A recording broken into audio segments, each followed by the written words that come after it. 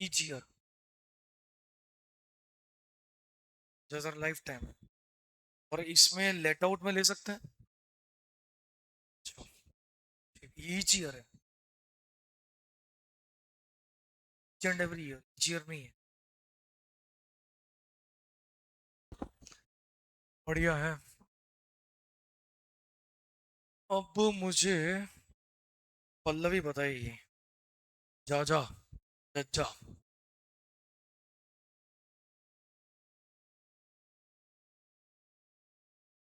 तू तो सीधे डिडक्शन में आ गई भाई। कंडीशंस बता पहले। कौन?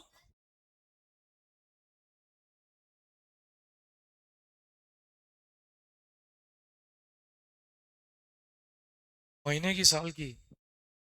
बेसिक पे की पर्क्स मिलाकर कि अलाउंस मिलाकर? सब। क्या लिखाया था मैंने? मंथली सैलरी लिखाया था। बेसिक पे था वो। बस। हाँ। हाँ, वो भी पढ़ लेना। वो 240 दिन वाला और 150 दिन वाला पढ़ लेना वो।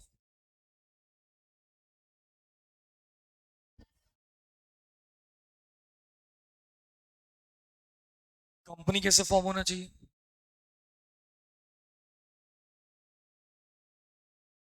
रिकंस्ट्रक्शन चलेगा।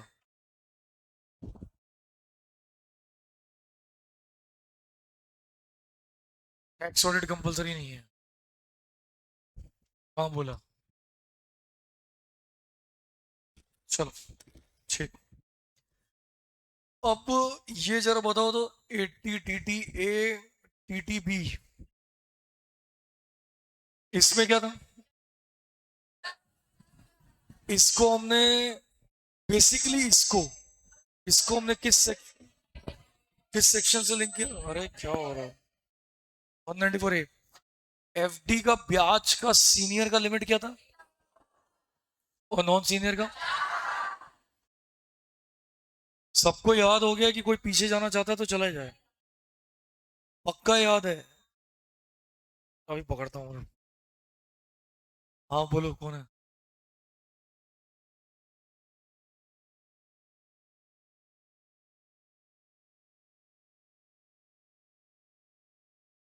हाँ, लेकिन वो तो एचपी में आएगा तो ना। एग्जामिनर से भी 80 ये बोलेगा तो क्या करेगा? उधर आ जाएगा। ऐसे तो प्रैक्टिकल लाइफ में तो पूरा उधर ही जाएगा। चलो, मेरे को बताओ। 80 सी में यदि मैंने एक प्लॉट खरीदा है, जमीन। पांडे पांडे तू बता। जमीन खरीदी है मैंने, और उस जमीन पे मैंने घर अभी नहीं बनाया है। वो रेसिडेंशियल प्लॉट ही है। और वो मैंने लोन पे खरीदा है। और उसका प्रिंसिपल अमाउंट मैंने पेड कर दिया है। मिल जाएगी ना डिडक्शन? ठीक है। ये सही बोल रही है? सही बोल रही। पांड्या? सही बोल रही। आ, प्रिया? वंशिका? सही बोल रही। श्योर नहीं है। अमरतुल्ला? रेसिडेंशियल प्लॉट खरीदा है, लोन लेकर खरीदा है, प्रिंसिपल अमाउंट पेड कर दिया है। 10 लाख का प्लॉट था, उसमें से 6 लाख रुपए पेड कर दिया मैंने। तो प्रिंसिपल की तो डिडक्शन मिल ही जाती है आराम से। किसने बोला नहीं मिले? मैंने खुद लिखा है। मैंने लिखाया है, पूछो ये लोग से।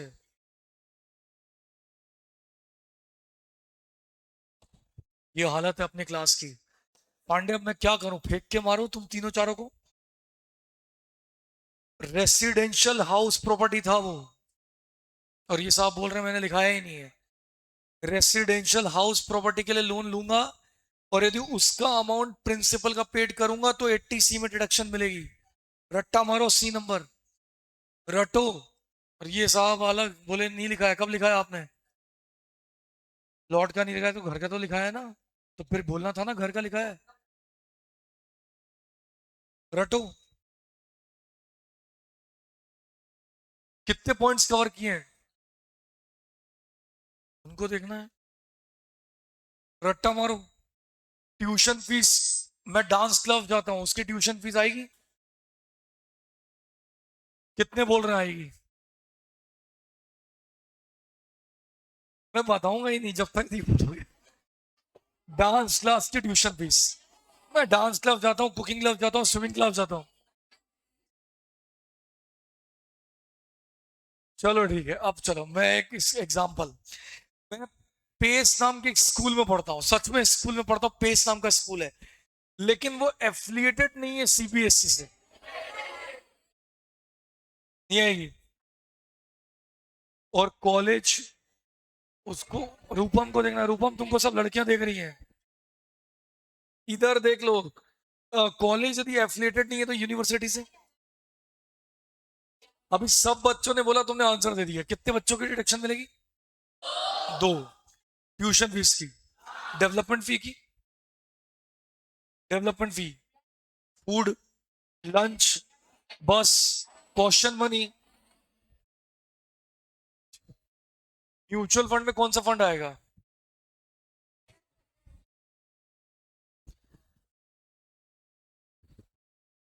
चलो अब मेरे को एक बात बताओ। एनएससी लिया मैंने, और उस पे मुझे मिला ब्याज। क्या मुझे एनएससी के ब्याज का डिडक्शन मिल जाएगा? मिल जाएगा। सब तीन थप्पड़ मारिए खींच के। एनएससी के ब्याज का डिडक्शन तभी मिलेगा जब ये पैसा वापस से एनएससी में लगा दूं मैं। लिखो, एनएससी का ब्याज टैक्सेबल होता है। एनएससी का ब्याज टैक्सेबल, जो तुम तीनों बैठे हो वो भी लिखो। एनएससी का ब्याज टैक्सेबल होता है, लेकिन वो ब्याज यदि आपने वापस एनएससी में लगा दिया, लिखना है, लिखना है, इंटरेस्ट वापस से रिसाइकिल किया, कहां पर? उससे वापस से एनएससी खरीद ली, तो मिल जाएगा, आराम से मिलेगा। लेकिन ब्याज, ब्याज, ब्याज टैक्सेबल है, लिखो,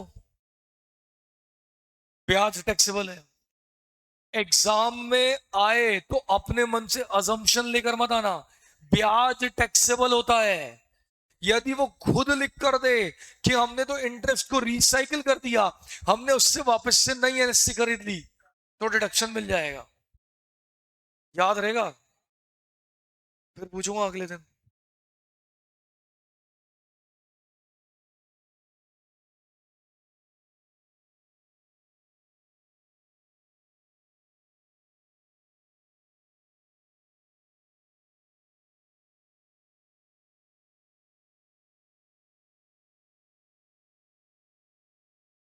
ठीक है,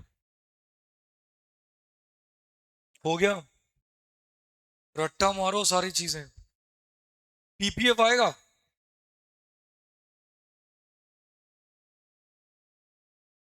बंडल, पीपीएफ की डिडक्शन मिलेगी, उसकी कंडीशन क्या है?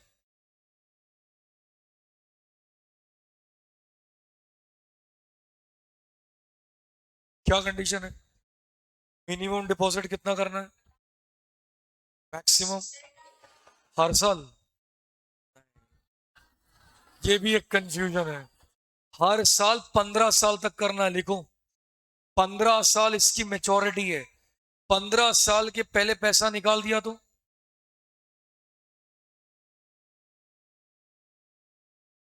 लिखिए सब। आपका जब हो जाए तो मुझे बोलिएगा।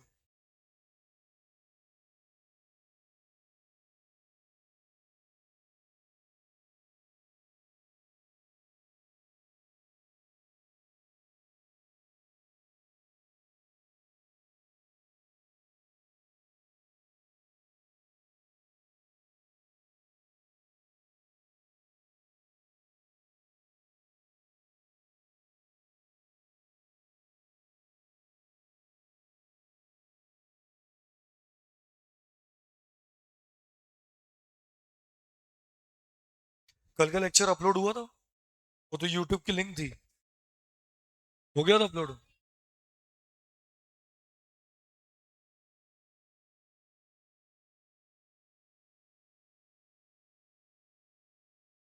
करो, याद करो। 80 सी एग्जाम में टपकेगा। एटीसी बहुत इंपॉर्टेंट है, बहुत ज्यादा इंपॉर्टेंट है। हर अटेम्प्ट में उसका कुछ ना कुछ आता है। एटीसी को बारीकी से पढ़ो।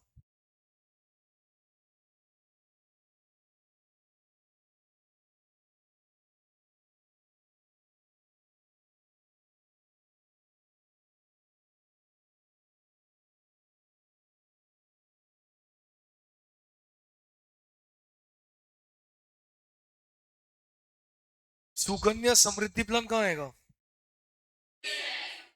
किसको मिलेगी डिडक्शन? बच्चे को मिल जाएगी। किसको मिलेगी? और वो पैसा काहे के लिए यूज करना है? किसकी पढ़ाई शादी के लिए? लड़का हुआ तो उसके लिए सुकन्या खुला लूं?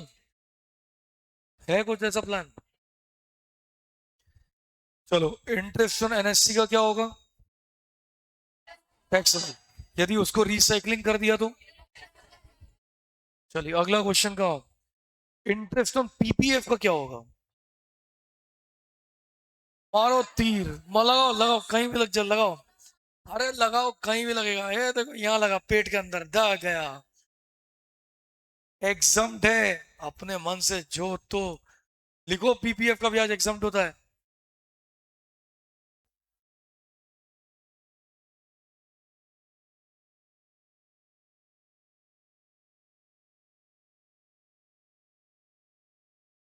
पीपीएफ का ब्याज क्या होगा?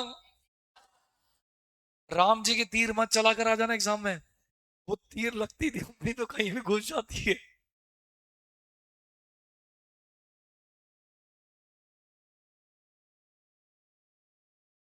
आरपीएफ एसपीएफ का इंटरेस्ट, सैलरी चैप्टर, सैलरी में 9.5% तक।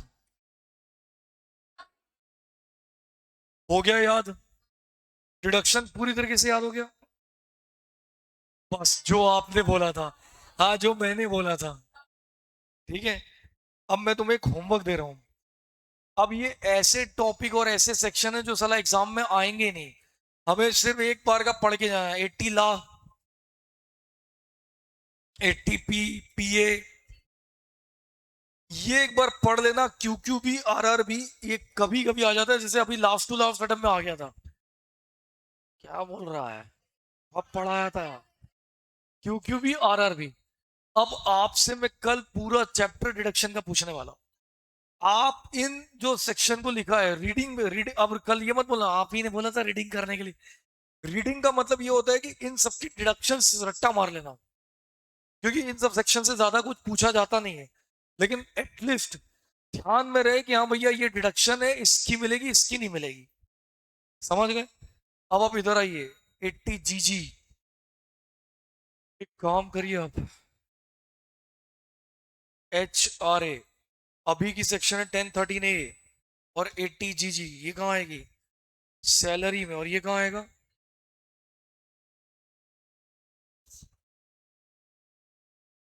मेट्रोपॉलिटन सिटी कौन कौन सी है? डीएमकेसी। डीएमकेसी में, मेट्रो सिटी में कितनी एग्जाम होती थी सैलरी? 32%। 32 32। अरे 32, 50। और नॉन मेट्रो में 32। पता नहीं कहां से लेकर आए हैं। और एक्चुअल रिसीव्ड और रेंट पेड माइनस। अब सुनिए, मेन तो मुझे ये पढ़ाना है, ये इसमें 5,000 पर मंथ, रट्टा मारो, मारो रट्टा। खुशी सबसे बात नहीं करना होता है, सामने वाला अनजान व्यक्ति मान लो। 5,000 पर मंथ, फिर 25% ऑफ एटीआई का मतलब एडजस्टेड टोटल इनकम। सर, अपनी आईसीए क्या कहती है उसी पे बात करते हैं, भाड़ में हम तो सरकार को। जीटीआई में से इलीगल इनकम माइनस करना, सारे डिडक्शन माइनस कर देना except short term long term. अब देखो दो बातें बोली गई हैं, आईसीआई मॉड्यूल कुछ और बोल रहा है, आरटीपी कुछ और बोल रही है, एमटीपी कुछ और बोल रही है, सब जगह साला अलग अलग है। कुछ चीजें ऐसी लिखी गई हैं जिसपे क्लैरिटी है ही नहीं। अब ऐसा नहीं है कि आप कुछ करके आओ तो एग्जामिनर काट दे, क्योंकि वो तो खुद ही बहराए हुए हैं, मॉड्यूल ही कुछ भरा है। तो आप तो ये माइनस कर देना, साथ में क्या माइनस कर देना, बिंदास करके आना। तो एक ही स्टैंडर्ड पाल के चलो। कॉपी में देखो क्या लिखा है, कर देना माइनस। फिर जो आएगा वो क्या होगा, 80 आएगा, कितना परसेंट, 25, रट्टा मारो, महीने का 5,000, 25%, महीने का 25%। और इसके बाद क्या है, 10% एटीआई का, माइनस 10%। हाँ, वही मैं चेक कर रहा था बस कल। रेंट पेड माइनस, बस रट्टा मारो, 5,000 पर मंथ, एटीआई का 25%, रेंट पेड माइनस करना। अब बाबू यहाँ रेंट कौन सा लोगे, रेसिडेंशियल की कमर्शियल? रुको, कितने बोल रहे कमर्शियल? कोई धुक्का तो चलाएगा। कितने बोल रहे रेसिडेंशियल, कितने बोल रहे बोथ, कितने बोल रहे एनी, कितने बोल रहे नन? एक बार फिर से, कितने बोल रहे कमर्शियल, कितने बोल रहे रेसिडेंशियल? अब 1 मिनट ऐसे उठाए रखना। हाँ ये गया, ये बात, पांड्या गई, स्वेच्छा गई, अमित शाह गया, रूपाली गई, और ये वंशिका गई, और कौन गया? हाँ बस ठीक है।